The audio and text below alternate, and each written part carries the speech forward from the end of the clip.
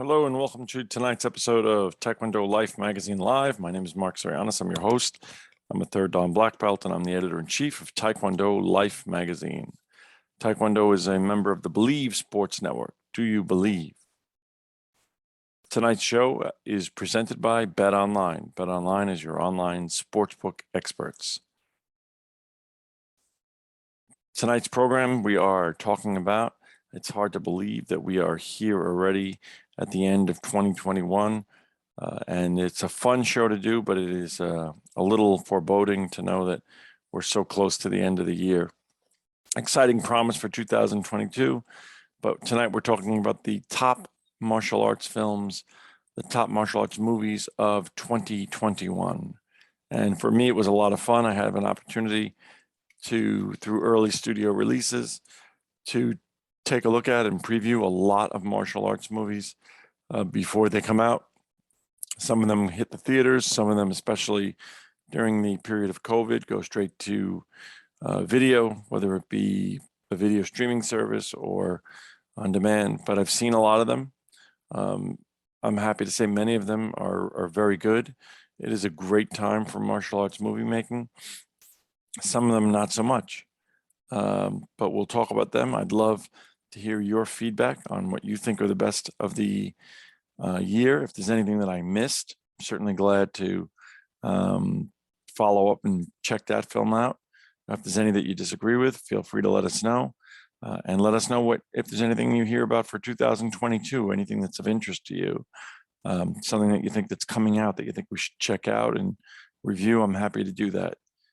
This show is presented by BetOnline. BetOnline is your online sportsbook expert. You go over there, you get your welcome to bonus if you haven't, your welcome deposit if you haven't done that. We are really coming down to the end of the season. We're starting to see great separation in football between the leaders, the potential wild card candidates, the first place candidates, and some of the others. The AFC East, in my opinion, is the hottest group to watch. Buffalo Bills and Patriots fight out for first place. But hockey season's in effect. Basketball, baseball's in a lockout right now, but they're right around the corner. So, and of course, always combat sports. So with that being said, let's jump into our list.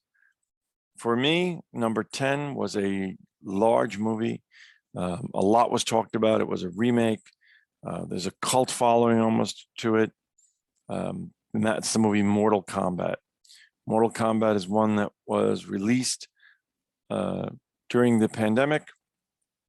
I believe it was one that was released, one of the earlier movies that were released simulcast on HBO Max and in theaters. A very big budget movie, a reboot of the Mortal Kombat series, movie that did very well and received a lot of popular praise. Louis Tan is great in the movie. The movie has some great visual effects. They decided to do, I guess, because figuring that the age of the Mortal Kombat video game and movie people are a little bit older, to go with a little bit more of a gritty, more adult-like content than the earlier Mortal Kombat films. I wasn't familiar with this series, I guess, because of where I fall age-wise. I went back after this and watched some of the older Mortal Kombat movies. Not really my thing per se, but some good stuff, some decent fighting. Probably relies a little bit too much on special effects for me to have this one be higher. Number 9, Ip Man Kung Fu Master. This one is one that came out of China. I believe it was distributed by Welgo. I'm not sure on this one. Welgo is got a lot of the films on this list. We'll talk about that at the end. But this is not one of the Donnie Yen 4 Ip Man movies, but it is about the same character. This one is a somewhat fictionalized storyline. It does take place for something out of Master Ip's life, which was in his early life before he was a Kung Fu master. He was also a police officer, and it has really some fun fighting scenes. I would compare it to Master Z movie. The person who plays Master Ip bears a striking resemblance to Donnie Yen, but the film is very good. It's a lot of fun. what it lacks in historical accuracy, it makes up for in action and adventure. 8, a late contender, one that came out just recently, a simulcast in theaters and on Netflix from an unlikely martial artist, perhaps, Halle Berry's Bruised. Really good movie, a little dark, a little depressing, but to some degree, a modern day 21st century Rocky story with Holly in the lead role, very much like the first Rocky story, financially depressed, down and out, looking to make a comeback, getting hooked up with a better team, looking to transform her life, looking to find love. Halle Berry, very much like we talked about in our Keanu Reeves episode, is somebody who is an actress, but takes training and physical fitness and martial arts training seriously. She trained for 2 years for this film, Taekwondo, Jiu-Jitsu, grappling, and the film, she directs the film, and the film takes place in a UFC style league. And it is very, very realistic fighting, very realistic action scenes. And I felt it's very, very commendable movie. So it's one that's definitely worth checking out. I have to give it praise for its realism and for its well choreographed fight choreography. The next one is a little bit of a different kind of a film. I saw it on Netflix. I'm not sure if it was a straight to video, or I believe it might have been. It's a movie that got kind of bashed critically and by fans on Rotten Tomatoes, and that's a movie called Kate with Mary Elizabeth Winstead and Woody Harrelson. It takes place in Japan. It's about a female assassin who ends up trying to find her own assassin, the person who poisoned her. It is a fun movie. The backdrop and the setting of Japan, the martial arts, the fighting, the music, the look, all of it for me was a lot of fun.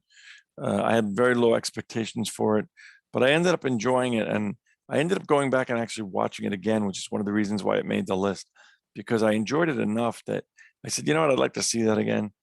Perhaps the fighting and the fight choreography isn't the greatest, but it certainly wasn't the worst, and it was engaging and it was well done.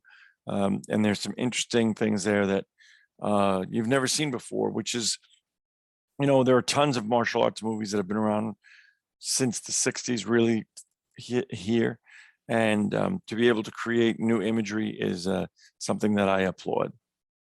Number 5 on our list is a movie that is a documentary, and there's no shortage of documentaries in and out of the martial arts space. Many of them have become, because of the fact that I guess there's so much lower budget than making an action film, many of them are boring.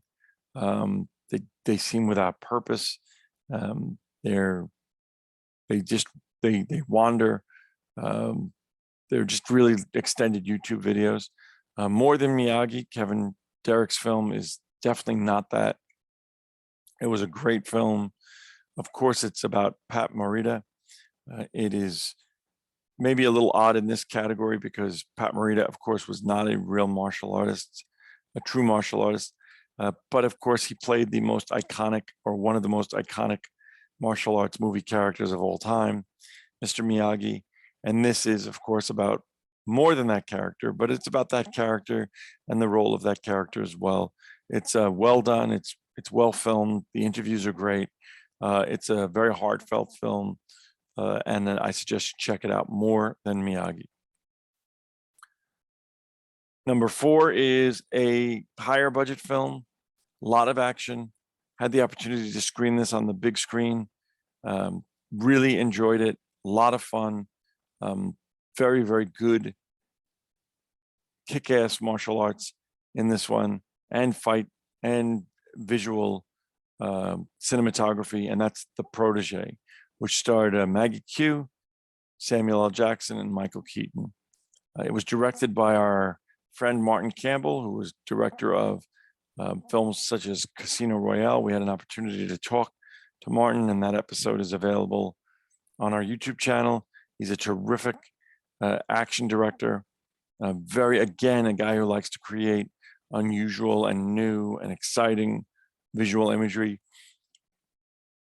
The movie has a good sense of humor.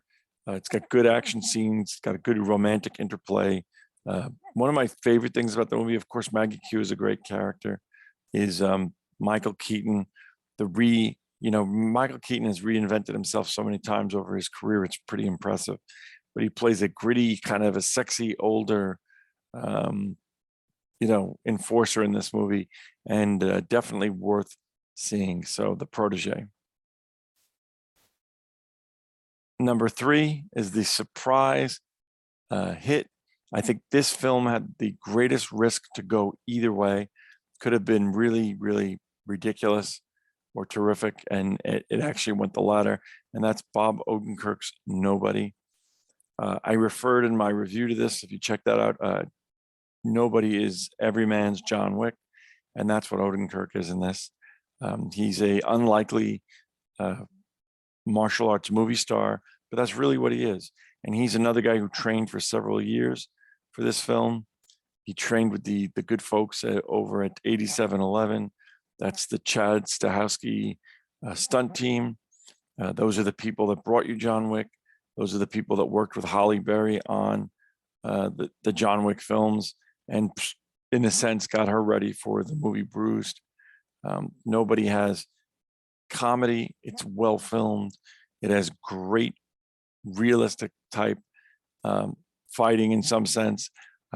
You don't see Odenkirk involved in action that isn't appropriate for his age and his demeanor. It's gritty, it's good, and I enjoyed it.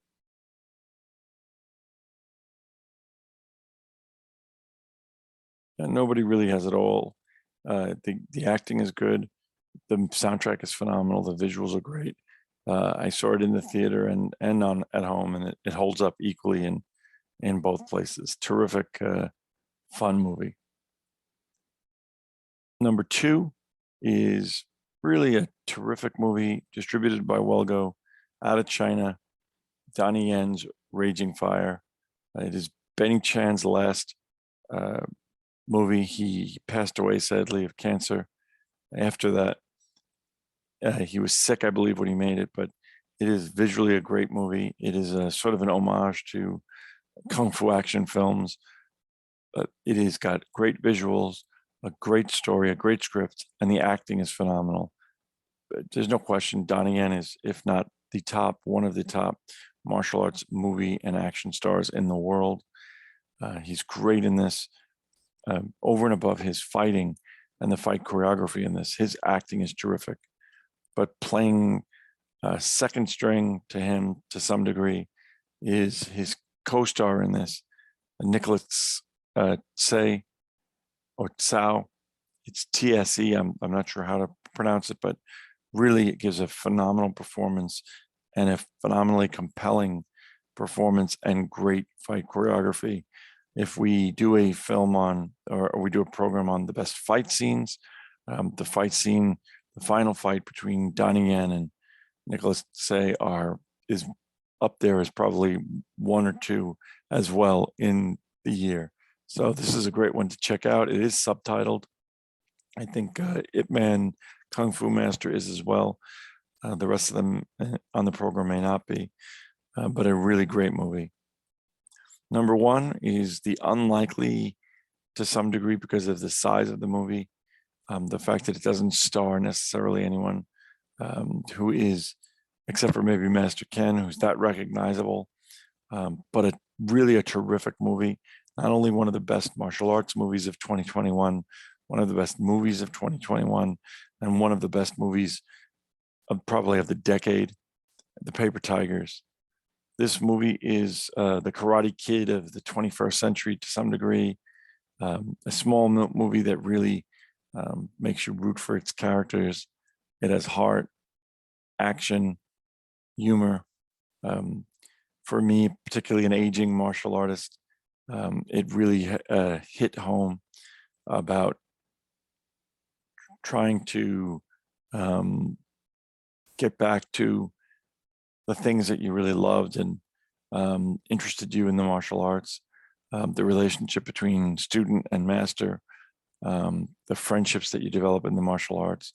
The movie just seems to, it's well scripted, it's well directed, it seems to touch all the right buttons and press all the right buttons to see over and over again. This one was really widely well received. It's received critical acclaim. It's received audience applause. If you had to check one movie out on this list and you haven't seen, The Paper Tigers is really a great movie to see. I think it's on Netflix still. So if you have Netflix, check it out, but definitely one to see and see again. So that's our list. There are a couple of other movies I did want to mention. We did review over the course of the year. One, of course, is Hell Hath No Fury, the Jesse V. Johnson film, starring Daniel Bernhardt, Louis Mandylor, and the amazing Nina Bergman. That is a group of martial artists, but it's not a martial arts film. It's a World War II noir film. A wonderful, wonderful film, well made, well scripted, engaging. It is an action film, but it's an action drama, not a martial arts film. But certainly it has an honorable mention on the list because of its cast and creation. Number 2 is Shang-Chi, The Legend of the Ten Rings. Generally, while I do watch the films, I have children and I do like Marvel films. This one has particular notice because of the fact that it is probably got the best martial arts fight choreography of any of the martial arts Marvel movies. There are some scenes, particularly early in the movie, that are really particularly good in the martial arts fight choreography area. I believe that Andy Cheng worked on this from the Jackie Chan stunt team, and it's evident, it shows, and it was really refreshing to see an Asian cast in a martial arts film and very good fight choreography that is worthy of non-comic book films. So it's definitely one to check out. The final one is not a martial arts film at all, but a film that involves North and South Korea, the birthplace of Taekwondo, and distributed by Welgo USA, and that is Escape from Mogadishu. Escape from Mogadishu has the same premise, same setting as Ridley Scott's Black Hawk Down. It takes place in Mogadishu in the fall of that's the capital of the country, in the fall in the 90s. During the time, North and South Korea were vying for UN approval. They were enemies, obviously, as countries, but political enemies in Africa, vying for African support for North Korea's entry into the UN. Of course, South Korea opposing it. And during this crisis, you see the diplomats of these two countries, formerly one Korea, now enemies, now paranoid, now very different people, having to work together to save their lives and escape the country. It is a phenomenal film that reminded me of an Oscar-winning film, Argo, which took place after the fall of Iran, but definitely one of the great movies to see for 2021, and not again in the martial arts, although there is a martial arts fight scene in it, because two of the Korean ambassadors end up in a fight, and of course they're from Korea, so they engage in Taekwondo. But one of the great films to see, Escape from Mogadishu. For 2021, I think that Welgo USA really established itself as being one of the premier distributors of international properties, martial arts properties, whether they come out of Japan or China or Korea, or even the US for that matter. With Hell Hath No Fury, they are really, really someone to follow in terms of martial arts films. Some of these were from bigger movie houses, some smaller, like More Than Miyagi. The one that I skipped over, I believe, was number 7. I apologize. Castle Falls. Castle Falls came out of Shout Factory. That is the latest entry. And I apologize, I'm doing this out of order, but that movie was the last one released that made our list. In fact, I had my list done, saw Castle Falls, and it bumped another movie from the list, which was Hydra, which was a Japanese film. Castle Falls, it stars Dolph Lundgren and Scott Adkins. You know, we have a great relationship and had great conversation with Scott Adkins over the years. Dolph Lundgren directed this film. He produced it with Scott Adkins and he stars in it. It is another small film. It basically takes place on one set, which is in Alabama, in Birmingham, a hospital that's going to be demolished. And it's about a quest for two desperate men, some mobsters, quest for $3 million hidden in the hospital. Their adversarial relationship, their alliance to stay alive. It's very good. The fighting is good. The action is good. The directing is excellent. Lundgren really has the ability to establish himself as a great action director, martial arts movie director, and director in general, because there's some drama in this of a pretty high level. So Castle Falls, coming to you from Shout Factory, Shout Studios, was our number 7 pick and the latest release on this entire list. So again, we'd love to hear from you. This episode has been presented to you by BetOnline, your online sportsbook experts. I look forward to seeing you in the movies and on the dojang, on the mats in 2022. This is Mark Sirianis for Taekwondo Life Magazine, signing off.